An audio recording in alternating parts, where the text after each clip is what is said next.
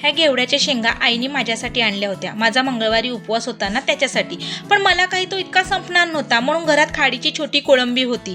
त्यात या घेवड्याच्या शेंगा घालून यांना त्याची मस्त अशी भाजी करून दिली. त्यात एक बटाट सुद्धा घातलं आणि या छोट्या कोळंबीमध्ये असं काही वांग, बटाट, दुधी, या घेवड्याच्या शेंगा, शेवग्याच्या शेंगा असं काही करून जर भाजी केली ना तर ह्याची भाजी अप्रतिम होते. मस्त असं पातेल्यात तेल घालून त्यात चिरलेले कांदे घातले.